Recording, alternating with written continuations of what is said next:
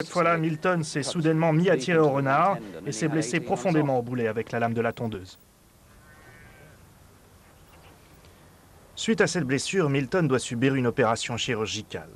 Mais finalement, cet accident ne serait-il pas une bénédiction déguisée, comme l'explique John McEvans, vétérinaire de l'équipe britannique?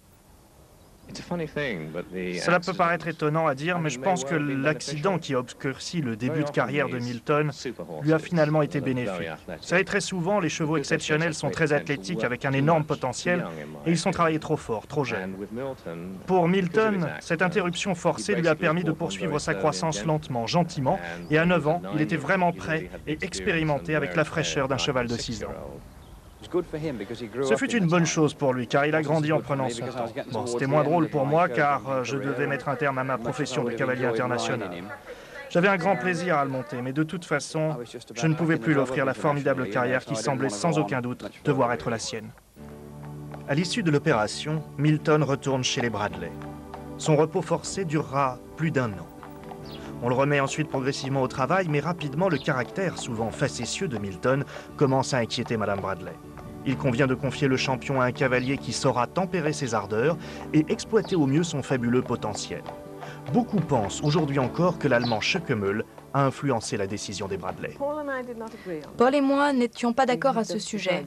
Nous avons seulement décidé de donner une seconde chance à John Whittaker.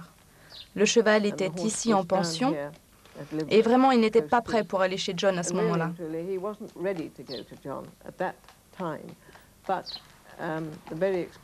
Une fille pourtant très expérimentée, qui prétendait ne pas être tombée depuis 14 ans, était tombée sur la route du village et a déclaré « Je ne peux plus le monter et je n'arrive pas à le garder au pas pour rentrer ». C'est là que nous avons téléphoné à John qui répondit qu'il avait un box de disponible.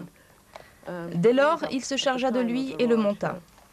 Au moment du Royal Show, John ne le travaillait pas réellement, mais l'entraînait seulement pour le préparer pour l'automne.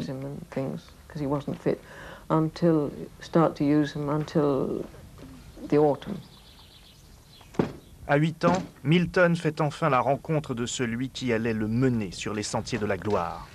Il rejoint les écuries John Whittaker dans le Yorkshire. Dans le petit monde du saut d'obstacles, cela ne fait aucun doute. Milton est entre les mains d'un cavalier taillé à sa mesure, le couple est formé. Ce n'est certainement pas un hasard d'ailleurs si Caroline Bradley avait toujours manifesté de l'admiration pour le talent de John Whittaker. Quant à John, il insiste encore aujourd'hui sur les qualités du travail et du dressage inculquées au jeune Milton par sa première cavalière.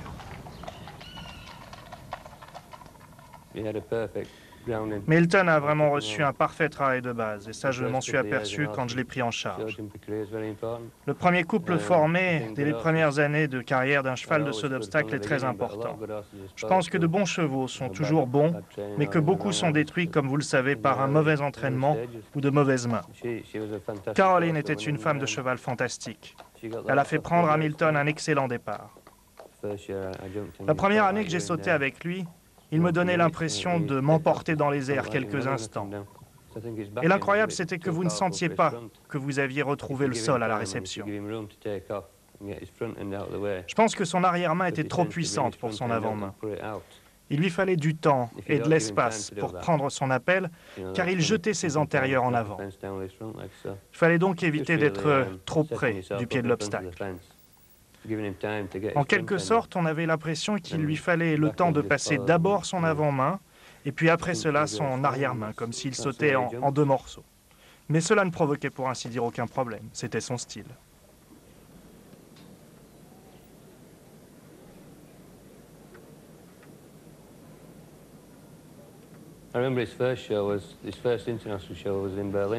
Je me souviens de son premier concours international, ça se passait à Berlin.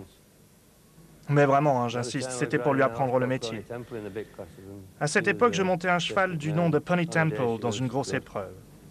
Cette jument alezane pouvait faire de bonnes choses les bons jours. Mais à Berlin, elle n'était pas en forme. Alors je me suis dit, pourquoi ne pas essayer Milton dans le petit Grand Prix? Il a terminé 3e. Alors de là, nous sommes allés à Bruxelles pour participer à l'épreuve qualificative de la Coupe du Monde. Nous étions inscrits dans les premières épreuves, puis ensuite nous avons concouru dans le Grand Prix et nous nous sommes même classés 2e. Une semaine plus tard, c'était l'étape Coupe du Monde de Bordeaux en France. J'ai suivi la même procédure et il a gagné son premier Grand Prix Coupe du Monde. L'année suivante, Milton fait son entrée au sein de l'équipe britannique. Il va courir ses premières Coupes des Nations. Il ne faut pas plus de 6 mois pour voir le cheval passer du stade d'espoir au statut de pilier de l'équipe nationale. Un rôle qu'il remplira sans jamais faillir durant 8 ans. Ce ne sont pas moins de 35 parcours sans faute, dont 12 doubles sans faute, puisque les épreuves par équipe se courent en 2 manches, que Milton réalisa en Coupe des Nations au cours de sa carrière. Il signait son tout premier double sans faute à Spruce Meadows, le concours de saut international officiel de Calgary, la compétition la plus dotée au monde. Il y est retourné 5 fois et n'a jamais fait tomber une barre dans l'épreuve par équipe. Dans le clan britannique, on dit « Monsieur Milton ». En fait, avec lui, nous disposions d'un énorme potentiel. Milton était toujours le dernier de l'équipe à partir, car si nous avions besoin d'un double sans faute, il sortait le grand jeu. C'était vraiment le joyau de la couronne. C'est également à l'occasion de cette première participation canadienne que Milton démontre tout son talent et l'étendue de ses rapides progrès. Il s'adjuge le fameux Dumoulin International, le grand prix le plus convoité de la planète cheval, avec 300 000 $ promis au vainqueur. Il battait là celui qui allait devenir son plus grand rival, le petit Boutzan comme on l'appelait. Un autre phénomène, tout noir celui-là, Japlou, le fidèle compagnon du Français Pierre Durand. Parmi les grands affrontements qui opposèrent le blanc Milton au noir Japlou, on retient en 1987 le championnat d'Europe de Saint-Gall en Suisse. Tous deux auteurs d'un double sans faute dans la Coupe des Nations, l'or par équipe échoua néanmoins aux Britanniques. Il s'agissait là d'ailleurs de la première médaille autour de l'encolure de Milton.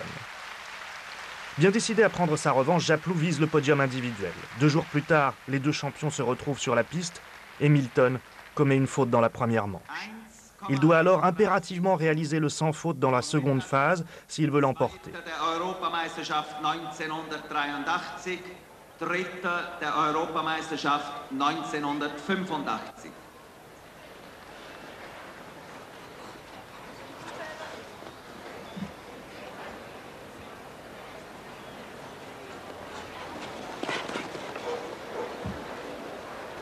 L'exploit est réalisé, mais malheureusement, le couple a négligé le chronomètre. Un minuscule quart de point de dépassement de temps offre la victoire à Japlou et Pierre Durand, futur couple olympique. Japlou battait John pour un quart de point de temps dépassé. Ce fut peut-être pour moi le plus triste moment de la carrière de Milton. Mais l'équipe anglaise triompha. C'était une bonne équipe. 2 ans plus tard, à Rotterdam, Milton aura sa revanche. Les Britanniques conserveront leur couronne européenne par équipe et Magic Milton remporte la médaille d'or en individuel.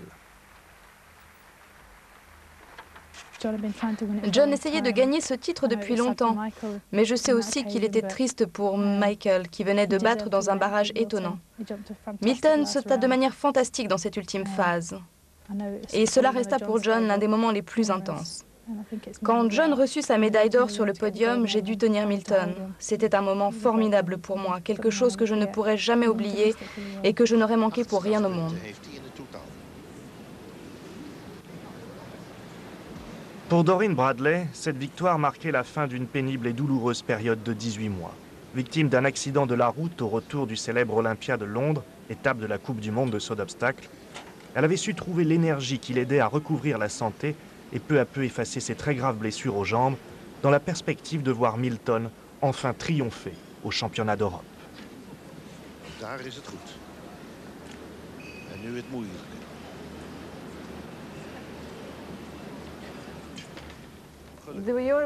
Le championnat d'Europe fut un événement très spécial, très fort. En effet, Milton gagne alors en individuel et en équipe. Vous ne pouvez pas imaginer la fierté que l'on éprouve à voir le drapeau de son pays s'élever, et ce, grâce à Milton.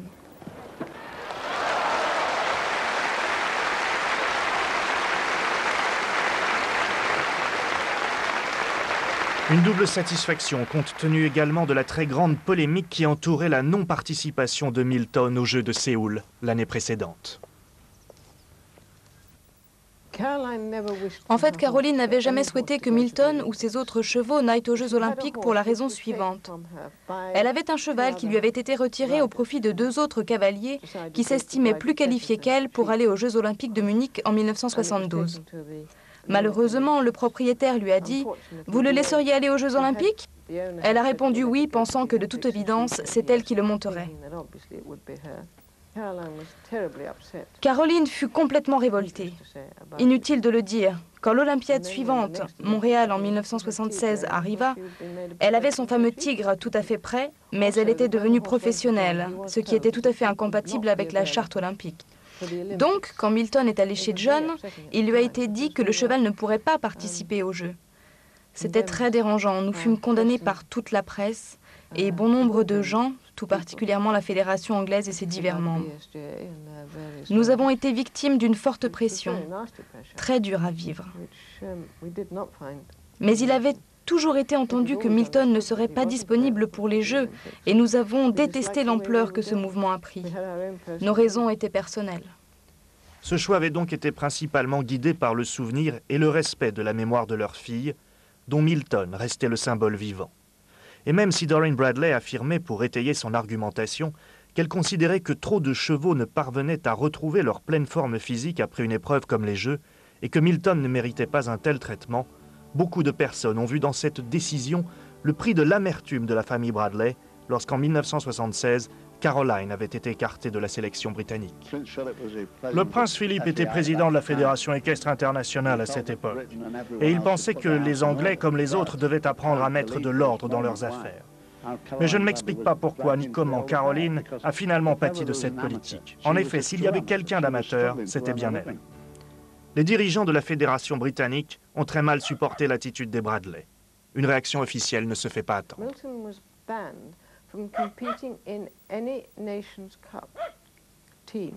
Milton fut donc banni de toutes les coupes des nations parce que nous refusions de le laisser participer aux Jeux. J'insiste, il fut publiquement banni à la télévision par les sélectionneurs. À mon avis, cela était totalement injuste, car du même coup, on pénalisait financièrement John. Bien sûr, ils oublièrent cela à la fin de l'année, mais le mal était fait. Milton n'avait pas pu courir de nombreuses épreuves par équipe. La levée de cette sanction aussi scandaleuse que ridicule intervient fin 1988. Elle doit permettre à John et Milton de se préparer pour le championnat d'Europe du mois d'août 89. Un soulagement pour les futurs champions. Jusque-là, tous les grands championnats, d'une certaine façon, m'avaient échappé. Alors durant l'année, j'avais économisé Hanson et Milton. Alors vous imaginez comme ce fut fantastique de gagner.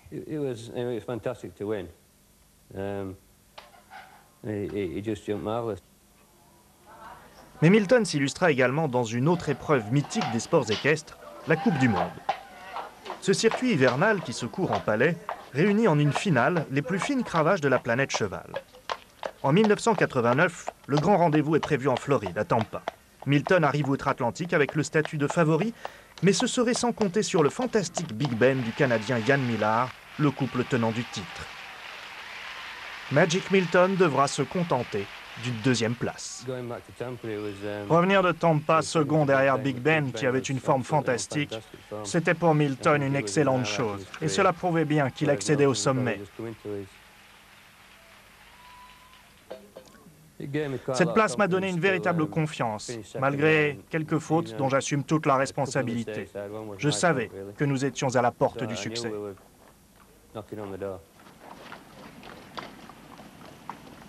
L'année suivante, à la finale de Dortmund, Big Ben, convalescent, ne pouvait défendre son titre. Milton, lui, était au rendez-vous. Face à lui, le rival des grands moments, l'adversaire respecté et redouté, Japlou.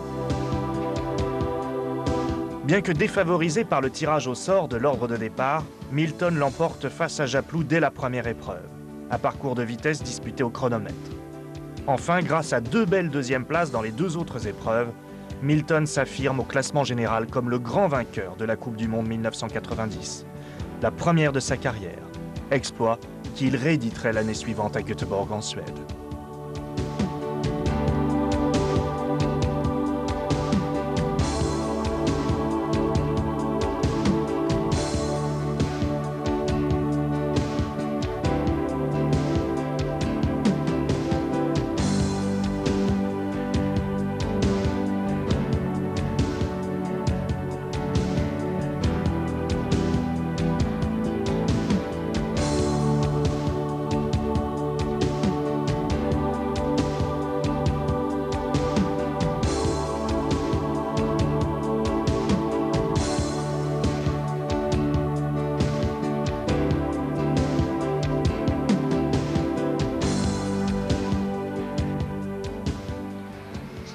En cette année 1990, avec un titre de champion d'Europe et une victoire en Coupe du Monde à son actif, Milton est une véritable star. Le voilà à domicile.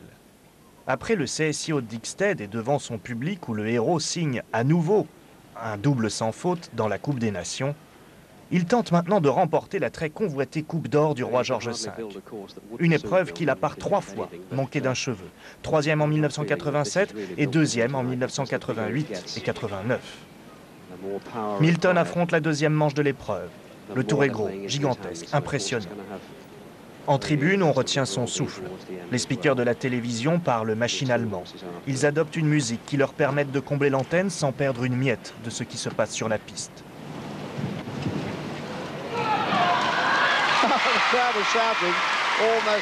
Puis on exulte. Le hall de compétition n'est plus cette cathédrale où l'on retient jusqu'au moindre soupir. On laisse exploser sa joie, son admiration.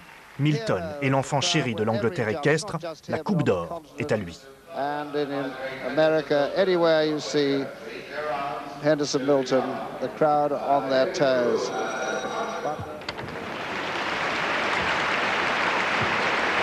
Mr. Mrs. Tom Bradley's Milton comes in with John Whittaker.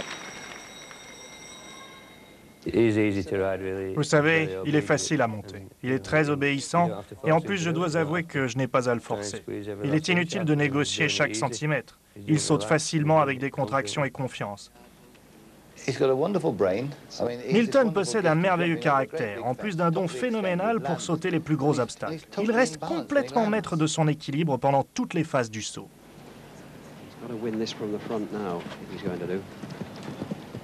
Vous savez, tout bon athlète a une technique pour franchir l'obstacle. Et la maîtrise de cette technique permet de bien sauter chaque fois comme le font les sauteurs en hauteur. C'est exactement ce que fait Milton, mais avec une aisance tellement inhabituelle que c'en est magnifique à voir.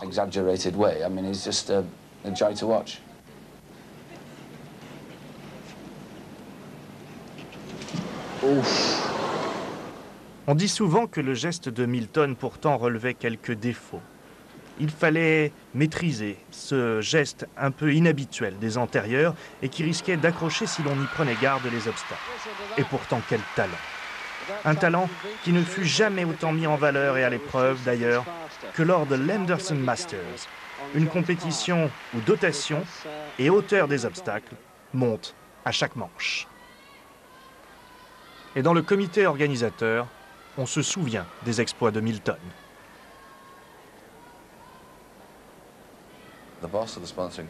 Le directeur du sponsoring de l'entreprise déclara de manière solennelle qu'il y aurait 300 000 francs pour le vainqueur de cette épreuve extrêmement difficile et particulière, en pensant que cela n'arriverait jamais. Seuls 2 chevaux avaient frôlé le record.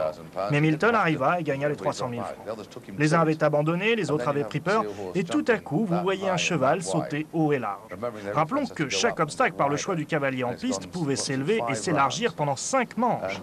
Et John, à chaque fois, s'éleva et s'étira un peu plus sur le plus gros auxerre qu'on ait jamais vu au monde. Cette soirée était simplement incroyable, magique, et elle s'acheva par une ovation debout du public pour saluer l'exploit. Le Henderson Masters connut 3 éditions. Milton y prit bien sûr part à chaque fois et ne montra jamais une once d'hésitation au cours des 15 parcours atypiques et hors du commun qu'il y rencontra à l'occasion. Seulement un petit mois s'est passé depuis sa victoire dans la Coupe d'Or du roi George V et Milton gagne la Suède, théâtre des premiers Jeux équestres mondiaux. Stockholm, 1990. Une compétition qui se conclut de façon magistrale par ce que l'on appelle une tournante. Seuls les 4 meilleurs cavaliers disputent cette finale. Et à tour de rôle, chacun d'entre eux monte les chevaux des autres concurrents.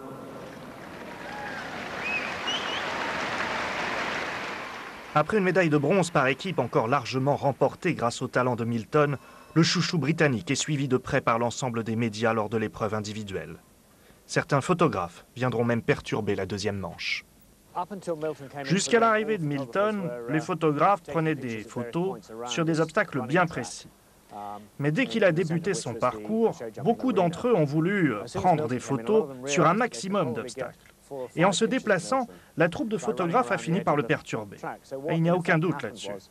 En effet, pratiquement à chaque obstacle, un attroupement de photographes, autant à gauche qu'à droite, devant que derrière, finissait par masquer le tracé pour bien aborder l'obstacle suivant. Cela a vraiment perturbé Milton. Personnellement, je trouve cela très regrettable. Mais au bout du compte, il ne s'agit que d'un incident. Milton et John parviennent tout de même à se hisser en finale, aux côtés du couple américain Greg Best, Game Twist, et des Français Eric Navet, Quito de Bossy, et Hubert Bourdi, Morgat ENE.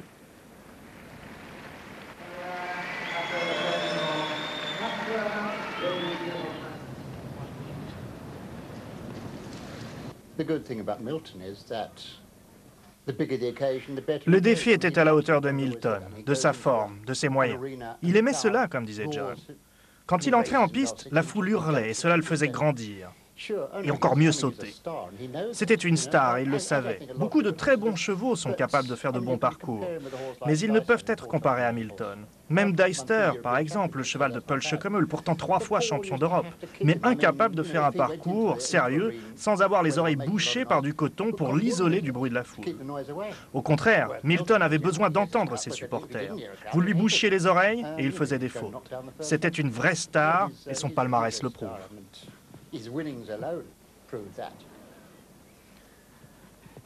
Ce premier parcours de finale sans faute n'a pas surpris John.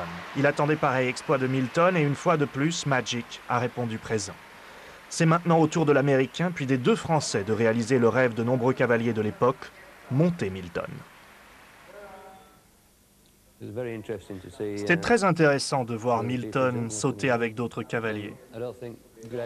Je ne pense pas que Greg en ait vraiment eu conscience, mais il aurait fallu un peu plus de jambes. Je ne peux pas dire que Milton soit paresseux, mais il a besoin d'être entretenu, animé. Il est probable qu'il fut profitable au cavalier suivant de voir le parcours de Greg et de Milton et d'en conclure qu'il fallait le pousser davantage.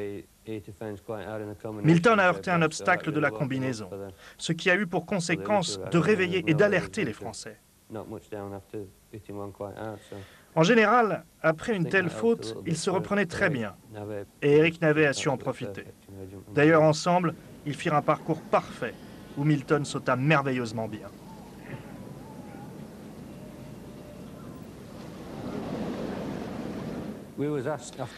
Par la suite, j'ai été très sensible aux déclarations d'Eric Navet à propos de Milton lors de la conférence de presse.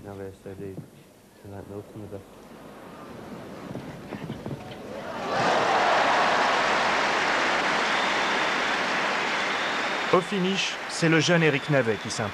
Mais pour le Normand, futur champion d'Europe et médaillé olympique, le véritable champion du monde, c'est Milton. C'est ce qu'il confirme en conférence de presse, déclaration aussitôt reprise par tous les médias. Dans ces conditions, vous comprendrez que Milton a presque dicté le contenu et occupé la couverture de tous les magazines spécialisés depuis de longues années. Dans toutes les compétitions d'importance, quel qu'en soit le type, il était toujours retenu pour la une, d'abord parce qu'il était photogénique, et ensuite parce que tout le monde s'intéressait à ses performances. Milton sur une couverture, c'était une motivation d'achat. C'est pourquoi nous possédons dans nos archives et nous utilisons plus de photos de Milton que pour tous les autres chevaux du circuit réunis. Currently on the circuit.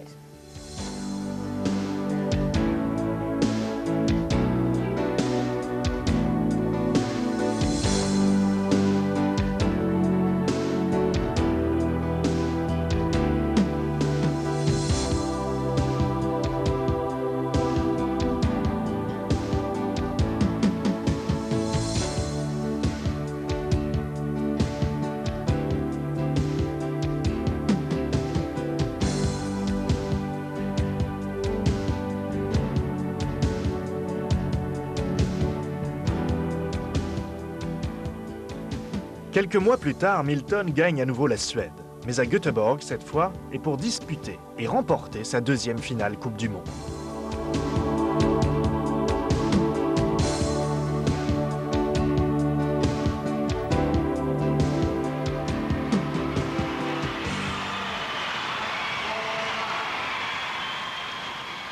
Le public est en liesse et lui réserve un accueil triomphal. On peut s'interroger sur les raisons de cette popularité mondiale. David Broom avance une explication. C'est tout simplement merveilleux. Si vous êtes passionné d'art, vous savez que c'est un véritable privilège de voir Milton en action. Et je ne pense pas qu'aucun d'entre nous ne peut s'en lasser. C'est le plus grand cheval du siècle.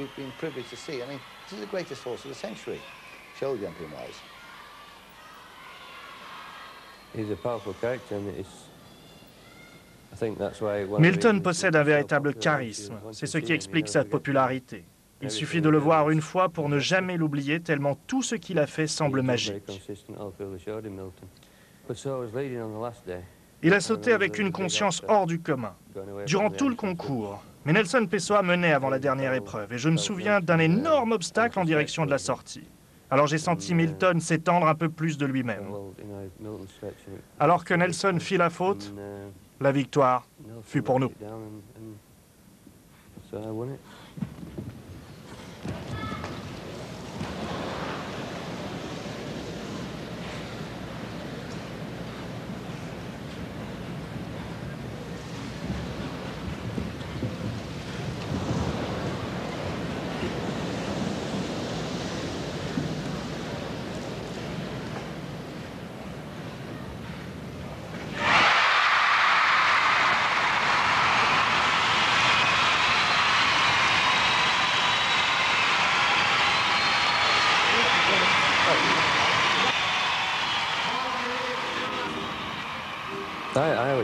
J'ai toujours pensé que cette victoire ne pouvait pas nous échapper. J'étais tellement sûr de Milton. Les choses sont différentes avec les autres chevaux. Mais avec Milton, il aime ce qu'il fait et cela l'enchante.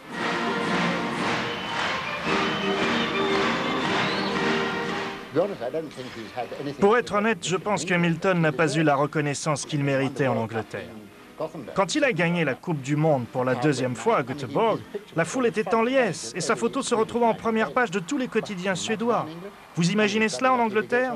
Il aurait été terriblement chanceux s'il avait obtenu une simple photo dans le cahier des sports des journaux pour cette victoire en Coupe du Monde.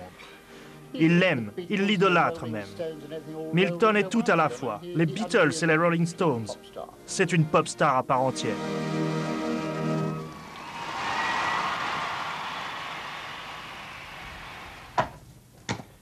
Et comme toutes les vedettes de la scène, Milton parcourt la planète. Une vie qui nécessite une santé de fer et un moral d'acier, comme le confirme le... Milton est un diable. C'est un cheval avec du tempérament et à forte personnalité. C'est sûrement ce qui explique qu'il est ce grand athlète. Ce n'est pas seulement un physique, c'est aussi un esprit, un mental à toute épreuve. En général, plus les caractères sont forts, trempés, mieux ils voyagent. Et Milton possède un des caractères les plus marqués des chevaux du circuit, et donc doit très bien voyager. Moi, je pense que le voyage est très stressant, et tout particulièrement quand on prend l'avion. Dans les camions, il s'ennuie, et on n'a même pas encore quitté le Yorkshire qu'il commence à taper. Souvent, il faut l'entraver. Milton est un grand compagnon de voyage. Vous savez qu'il est là, il communique avec vous, et vous ne pouvez pas l'oublier.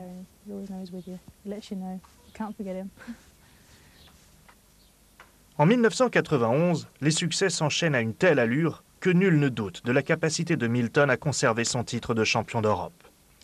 Malgré un bon départ, l'heure fut rapidement à la déception. Milton aurait perdu de sa magie? Nous avions gagné l'épreuve d'ouverture, mais depuis, il ne sautait pas comme je l'avais imaginé. Vous savez, les chevaux ne sont pas des machines, alors je lui ai accordé un peu de repos en me disant que je tenterais ma chance plus tard et qu'il fallait lui pardonner. Oh, ce n'était pas la catastrophe, seulement ce n'était pas aussi bon que nous l'avions espéré. Et le vétérinaire d'ajouter: il était sûrement méforme, comme peuvent l'être des athlètes humains. Je ne pourrais pas vous dire pourquoi, mais cette fois-là, il n'était pas dans son état normal. Mais Milton n'a pas attendu longtemps pour renouer avec le succès. Une victoire à Paris puis à l'Olympia viennent clore magistralement cette année 91. Ceux qui croyaient l'athlète fini se trompaient. Et les Jeux de Barcelone qui se profilent à l'horizon. L'ultime chance olympique pour cette machine à gagner déjà âgée de 15 ans. Je dirais de Milton qu'il était une bouteille de grand vin, meilleure avec les années. D'ailleurs, un Espagnol sympa m'a dit qu'il méritait ces Jeux olympiques. Barcelone était très différent de Séoul. J'ai senti que ces jeux ne devraient pas l'altérer et d'autres personnes m'ont dit que les parcours ne seraient pas aussi gros qu'avant ou même les meilleurs chevaux accusaient le coup.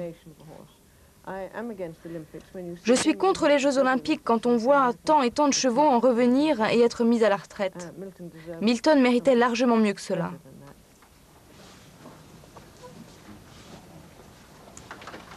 Les Bradley décidèrent d'accorder à Milton sa chance olympique quelques jours seulement avant son départ pour la Californie, où il devait défendre sa Coupe du Monde. Mais une légère blessure au boulet l'immobilisa et ne lui permit pas cette passe de 3. Il fut mis au repos et bichonné. L'objectif n'était bien sûr plus américain, mais bien espagnol. Pendant cette période, nous faisions un travail de routine et de mise en forme avec Milton. Il sautait de temps à autre à la maison après avoir pris un peu de repos, seulement pour garder ses muscles en activité. Je l'entraînais sur de tout petits obstacles. En réalité, je ne lui apprenais rien, mais c'était histoire d'entretenir sa forme et son moral. Je m'efforçais avant tout de varier les exercices, promenade, galop en extérieur, et puis bien sûr le travail classique.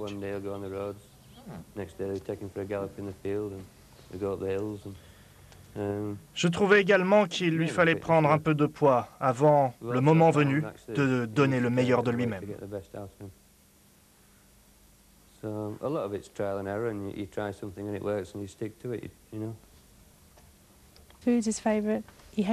Milton est très gourmand.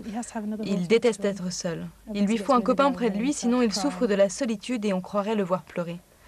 Il adore être monté et quand il est dans la carrière, c'est un cheval différent. Il sait quand il est en concours et qu'il retient l'attention des gens, et surtout de ses nombreux fans. John est toujours sur les routes. Il doit y avoir quelqu'un pour s'occuper de tout, et c'est mon rôle. Je dois faire les engagements, organiser le travail du personnel, prévoir les déplacements et tenir les papiers en ordre. De plus, je monte tous les jours et j'essaie de garder la tête froide, malgré tout. Milton a un traitement de première classe. On lui donne souvent un bain, sa crinière ainsi que sa queue sont démêlées quotidiennement et taillées régulièrement afin qu'il soit toujours impeccable. Cela ne fait aucun doute. Lorsqu'il quitte le Yorkshire pour Barcelone, Milton est fin prêt, affûté, taillé pour affronter le parcours de sa vie. Un parcours censé le conduire au sommet de l'Olympe.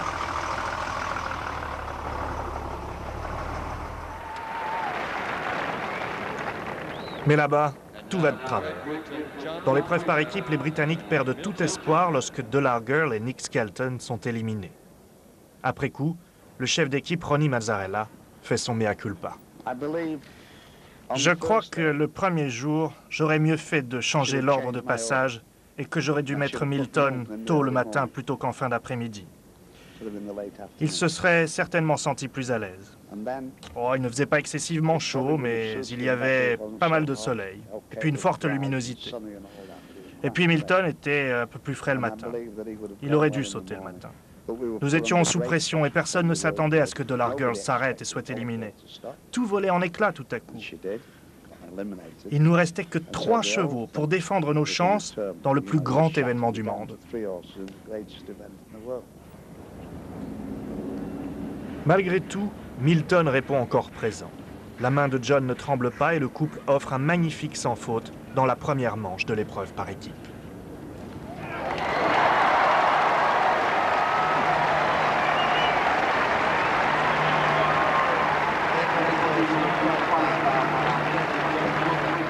Mais la médaille potentielle est au bout d'un second parcours, impérativement sans pénalité lui aussi.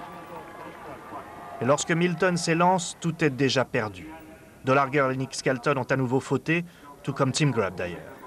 Il ne faut pas se déconcentrer pour autant, il s'agit maintenant de se qualifier pour la finale individuelle. C'est sur l'encolure de Milton que reposent désormais tous les espoirs olympiques britanniques. En première manche, Milton signe un tour impeccable, pas un accroc, pas une erreur. Puis vient l'heure de l'ultime parcours, celui qui mène à l'Olympe ou aux enfers. On retient son souffle, le drame se noue. Le second parcours était très gros, mais je n'étais pas particulièrement inquiet, même plutôt confiant en arrivant sur la piste.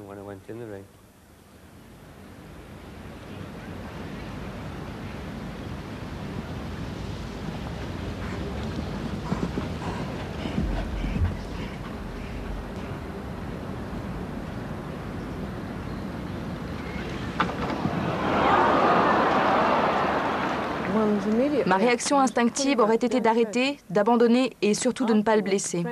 Après coup, Patrick Caron, le chef d'équipe français, m'a dit « J'ai regardé et regardé encore la vidéo de Milton. Madame, n'accablez pas John, mais plutôt le terrain. »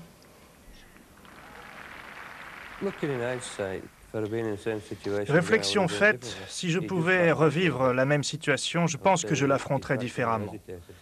Milton a hésité un petit peu et même refusé une fraction de seconde, probablement car j'essayais de ne pas faire la moindre faute. Enfin, je dirais que le sable fuyant ne lui convenait pas à 100%. Milton s'est un peu découragé et moi j'ai baissé les bras. Il s'est déconcentré, moi aussi. Voilà la réalité des faits. Ronnie Mazzarella, lui, partage le sentiment de son collègue français. La plus grande tragédie de Barcelone ne fut pas la façon dont nous l'avons abordée, mais la manière dont la plus belle surface de jumping du monde a été détériorée. La piste de Barcelone, la plus superbe qu'on ait jamais vue, a été malheureusement complètement détruite et on ne sait pas pourquoi, pour y mettre un horrible mélange de sable. John était terriblement déçu, et je pense que nous l'étions tout autant, jusqu'au retour à la maison où, finalement, les choses reprirent leur place. Ces circonstances néfastes étaient vraiment tristes. Le saut d'obstacle est un sport qui ne pardonne rien, et seuls des millièmes de seconde, des millimètres séparent les vainqueurs des perdants. Mais cette règle simple est toujours oubliée à l'heure de la défaite. Et là encore, on chuchote, on rumine que le dieu Milton n'est plus. Et dans le rang des fidèles, on se prend même à s'interroger.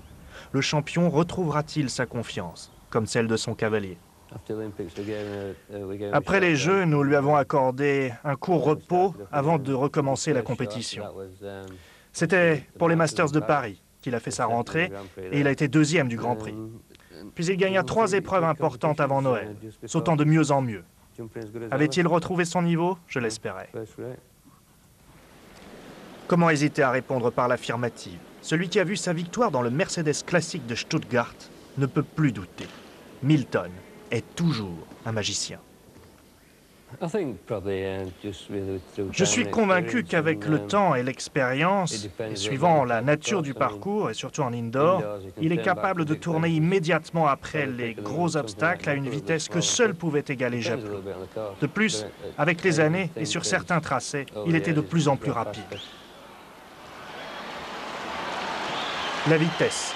Voilà encore une explication à l'incroyable popularité de Milton. Le public est toujours friand de ces athlètes capables de se contorsionner et de galoper à bride abattue pour glaner quelques précieuses secondes sur une chasse ou un barrage de Grand Prix. Véritable félin capable de la souplesse la plus extrême, Milton a su captiver un public de fans toujours plus nombreux, toujours plus passionnés. Aux écuries Whittaker, Milton recevait son propre courrier.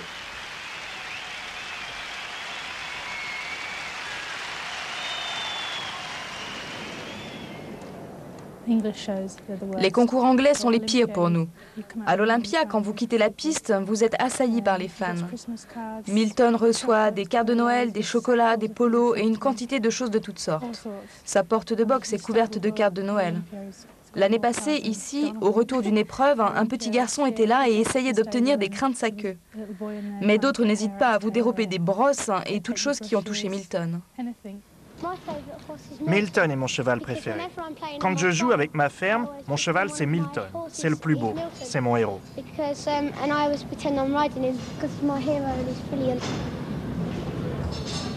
Premier cheval millionnaire de l'histoire des sports équestres, aussi brillant en Grand Prix, épreuve de vitesse qu'en puissance, peut-on considérer toutefois sans céder au mythe que Milton était vraiment le meilleur cheval de tous les temps? La réponse nous est apportée par le champion David Broom. Sans aucun doute, il doit être placé en tête de la liste des meilleurs. La façon dont il se hisse au sommet m'importe moins que le record lui-même. L'important, c'est qu'il ait atteint ce record de gain incroyable. Mais je pense que le plus triste dans la saga de Milton, c'est que j'ai le sentiment que nous n'avons pas fait assez pour lui. Nous sommes à la fin 1992. Puisque les Jeux lui ont échappé, John n'a plus qu'une envie. Offrir un 3e titre en Coupe du Monde à Milton. Mais à quelques mois de la finale de Göteborg, le champion n'est toujours pas qualifié. Il y avait un doute quant à sa participation, car il lui fallait se qualifier pour la finale. Alors les gens ont téléphoné par centaines en demandant « Est-il exact que Milton n'ira pas à la finale ?» Je jure que s'il n'y était pas allé, le public aurait été déçu et cela aurait été infernal. Vous savez, le public suédois est l'un des plus passionnés de jumping au monde. Et Milton ne pouvait pas décevoir ses plus fervents supporters. À nouveau qualifié, il gagnait la Suède, où il goûtait avec un certain cabotinage que beaucoup lui reconnaissent à l'euphorie du public du Scandinavian Stadium. Il rivalise durant 4 jours avec la jument vice-championne olympique Ratina Z sous la selle de l'Allemand Beerbaum, lui-même champion olympique avec une autre monture. Milton fait la course en tête, mais en finale, une barre de trop interrompt brutalement le rêve.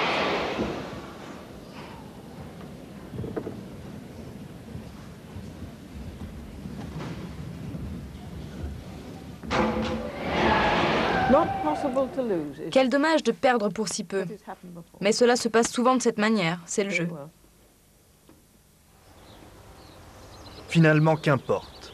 Milton avait-il encore quelque chose à prouver? À 16 ans, il pointait toujours ses naseaux au sommet de la hiérarchie mondiale. Il était le cheval le plus redouté de ses adversaires. C'est fou ce que Milton nous a donné comme joie et comme émotion à notre âge qui est déjà avancé. C'est un plaisir inespéré que Milton nous a offert. Ce fut un grand bonheur. La plus grande tristesse pour nous, c'est que Caroline n'ait pas pu se réjouir de la grandeur de Milton. Cela aurait été merveilleux.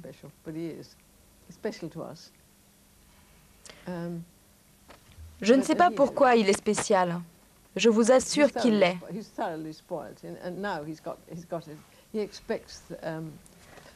Comme tous les hommes, comme tous les mâles, je serais tentée de dire, il suscite l'admiration. Il aime être admiré. Il est beau et il le sait.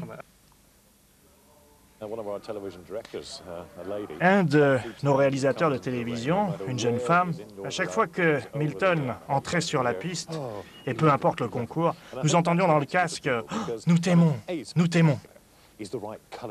Cette attitude s'explique selon moi pour les raisons suivantes. 1, il est spectaculaire. 2, sa robe est blanche et cela joue beaucoup en sa faveur. Le symbolisme du blanc est bien connu, surtout quand il s'agit d'un cheval. Il acquiert la majesté du mythe. Quand il apparaît, quelque chose se passe dans l'espace magique de la piste entre lui et des milliers d'yeux qui l'accompagnent. C'est un mystère merveilleux.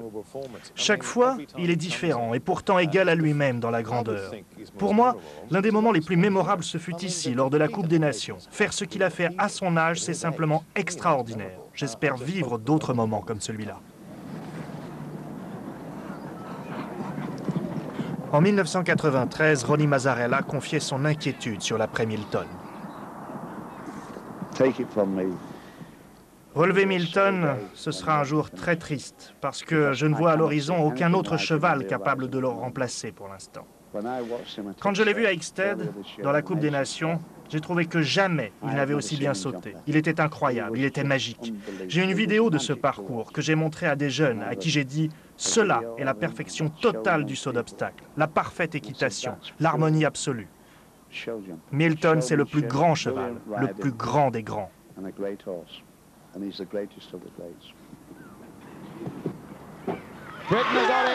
Britain have got it. 5 double clear rounds out of 5 Nations Cups in the Great Britain.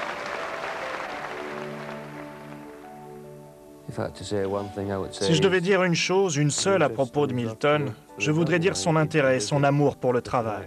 Il le fait car il l'aime, et en plus de cela, il possède une envergure, une puissance, un tempérament qui le rend capable de faire face et même d'être stimulé par le bruit de la foule. Il est une sorte de diva que la scène transforme. Enfin, je dirais qu'il est né pour ce sport.